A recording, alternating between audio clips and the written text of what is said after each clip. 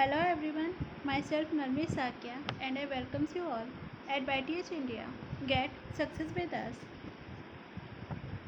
आज की इस वोकैबुलरी स्पेशल क्लास में आप सभी का स्वागत है। इस क्लास में हम इडियम्स एंड फ्रेजेस करेंगे। पिछली क्लास में हमने कुछ इडियम्स एंड फ्रेजेस किए थे। इस क्लास में भी हम उसी को कंटिन्यू करते हुए कुछ नए इडियम्स एंड फ्रेजेस को देखेंगे। लेकिन सबसे पहले इस क्लास को स्टार्ट करने से पहले आप YTH इंडिया के यूट्यूब चैनल को लाइक, शेयर एंड सब्सक्राइब करना ना भूलें और बेल आइकन को ज़रूर प्रेस करें, जिससे कि आपको आने वाली सभी वीडियोस की अपडेट मिलती रहे और आप हमसे यानी कि YTH इंडिया पर के सोशल मीडिया पर भी कनेक्ट हो सकते हैं, जैसे इंस्टाग्राम, टेलीग्राम, फेसबुक, इन सभी पर ज़रूर हमें फॉलो करें।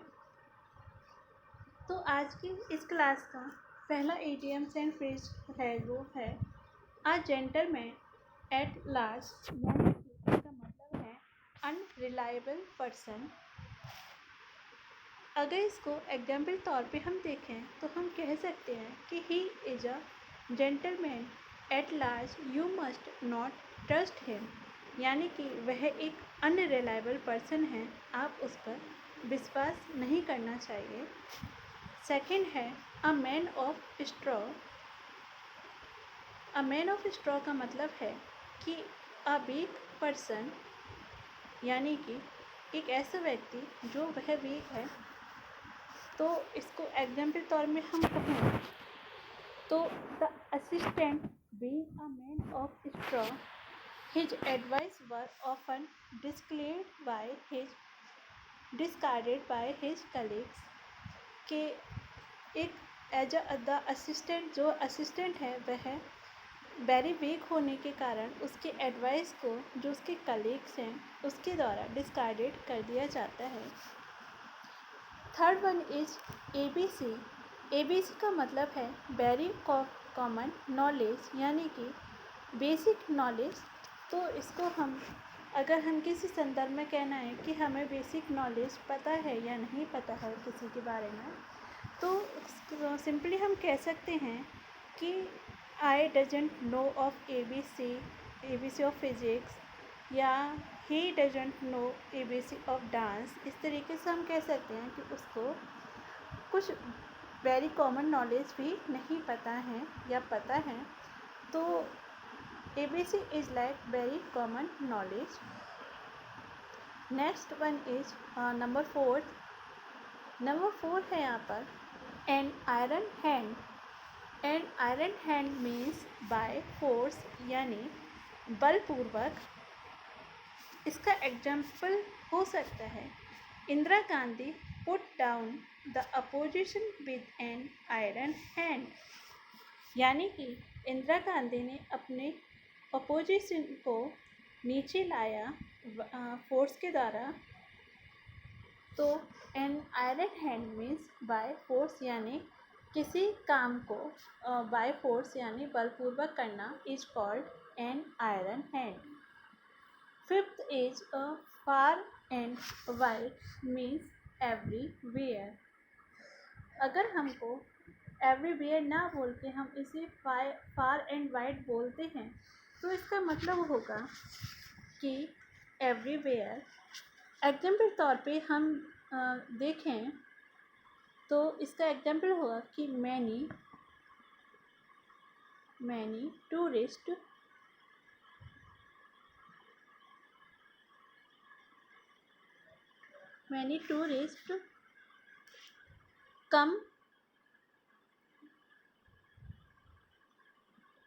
come to see the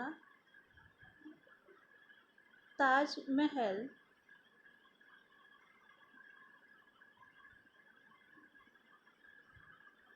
Many tourists come to see the Taj Mahal. Far and wide, यानी कि जो यात्री हैं वह ताजमहल को देखने के लिए सभी जगह से आते हैं। 6 इज फिशी। फिशी का मतलब होता है डाउटफुल, यानी किसी चीज़ के लिए अगर हम डाउटफुल होते हैं तो हम कह सकते हैं कि दिस इज़ वेरी फिशी, यानी this is very doubtful. Next हम बढ़ते हैं तो यहाँ पर है 7 पर गिव इन। गिव इन का मतलब यहाँ पर है सरेंडर, किसी चीज़ को सरेंडर कर देना। इस एग्जाम्पल के हम डिफ़ाइन करें तो एग्जाम्पल के तौर पर हम देख सकते हैं he is a brave man, he will not give in easily. वह एक बहादुर आदमी है, वह आसानी से सरेंडर नहीं करेगा।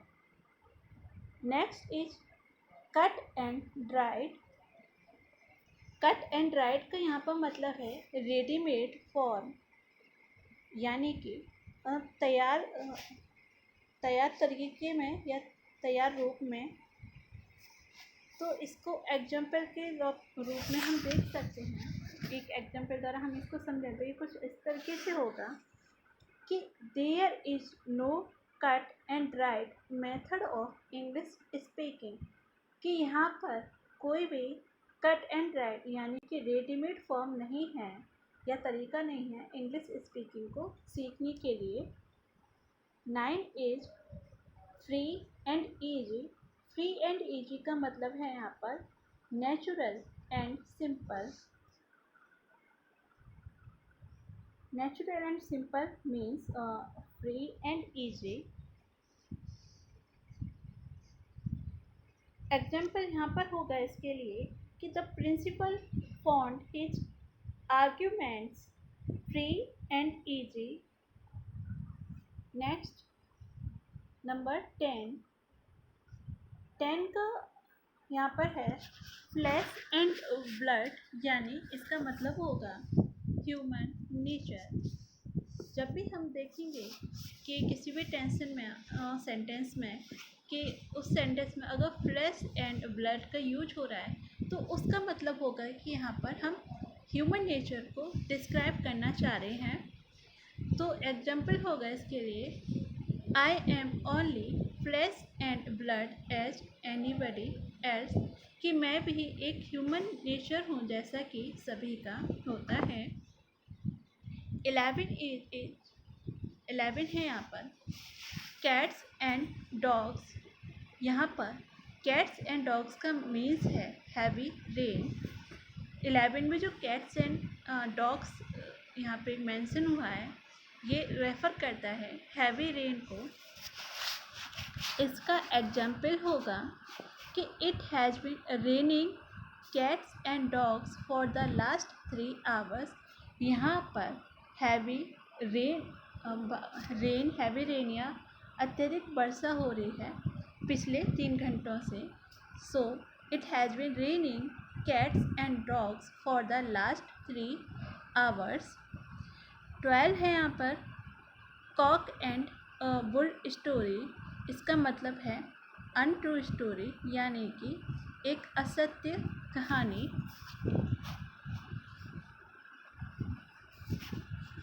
So example for this cat and bull story like all his excuses seems a cook and bull story, कि उसके सभी बहाने एक अनट्रू स्टोरी लगते हैं। So all his excuses seems a cock and bull story. Next is 13 है यहाँ पे हमसे कह रहा है कि back and call. Back and call का मतलब है यहाँ पर एट द सर्विस।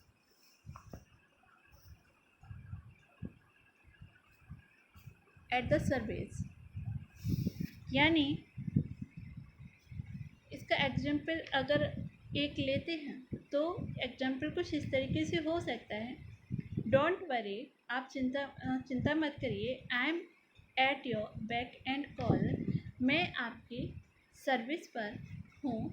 तो don't worry, I am at your service and don't worry, I am at your beck and call is same thing.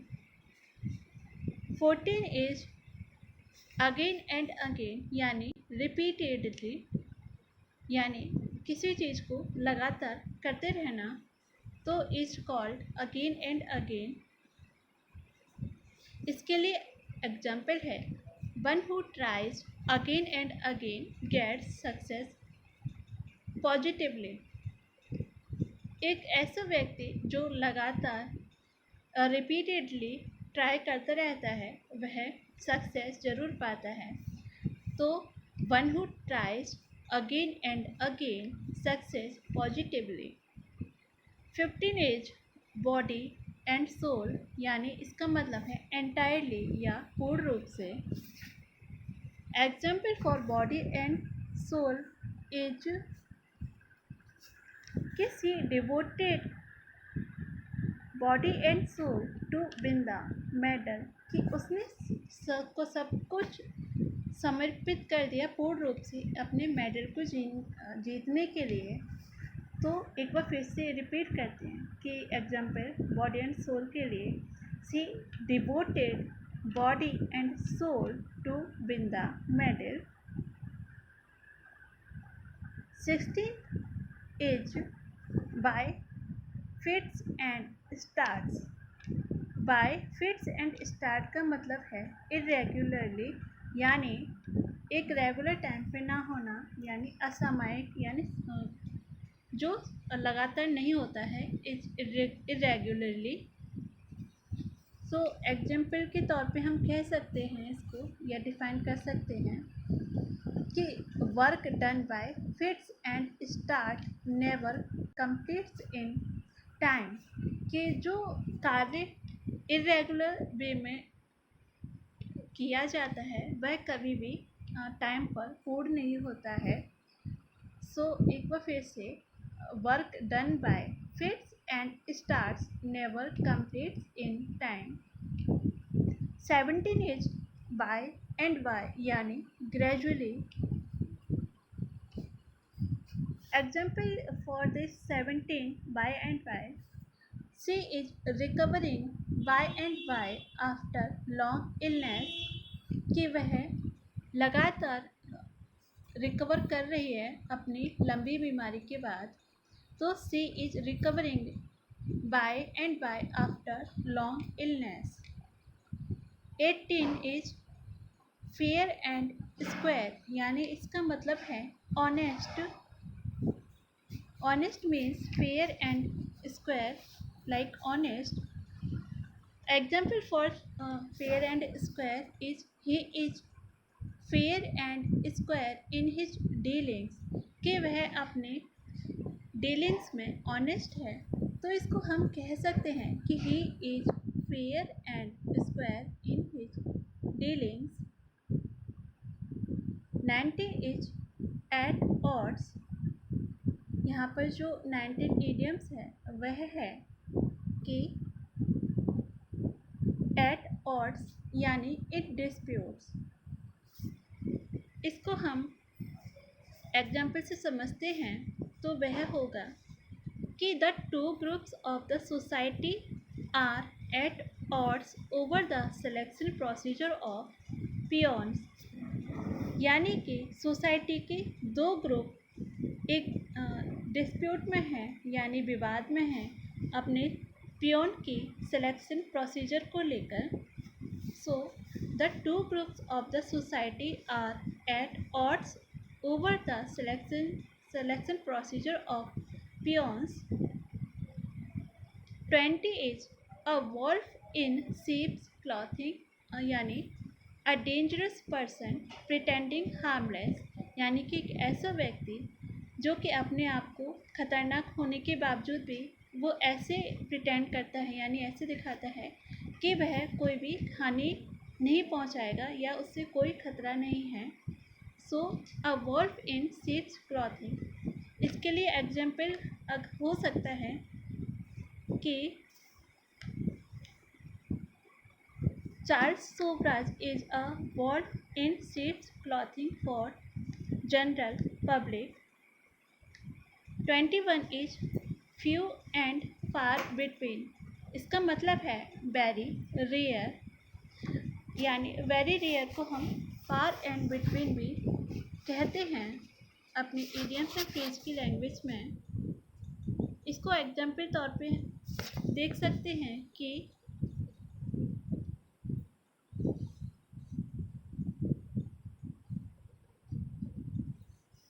his visits to his parents are few and far between because of his busy schedule। ये थे कुछ idioms and phrases इस class के लिए।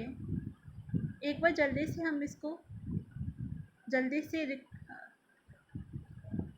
Against देखते हैं कि क्या थे इस क्लास के। अ जेंटलमैन एट लार्ज यानी कि unreliable person. Second one is a man of straw यानी अ वीक पर्सन। ABC यानी very common knowledge. Fourth is an iron hand means by force. Fifth is far and wide means everywhere. Six one is fishy यानी doubtful.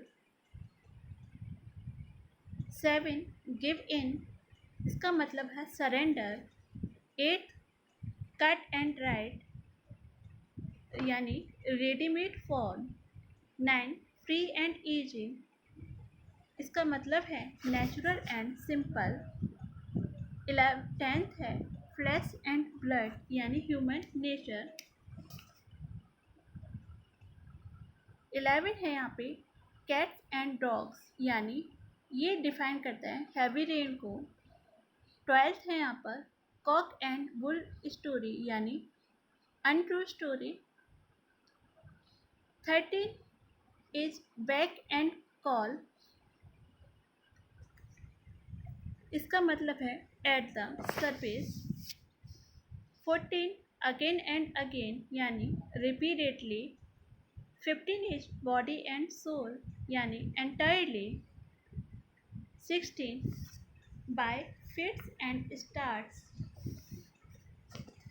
it defines irregularly। 17 by and by gradually। 18 is fair and square means honest। fair and square means honest। and 19 at odds। at odds का मतलब है यहाँ पर in dispute। 20 is a wolf in sheep's clothing इसका मतलब है a dangerous person pretending harmless। 21 is few and far between यानी very rare। So this is all from my side। Thank you।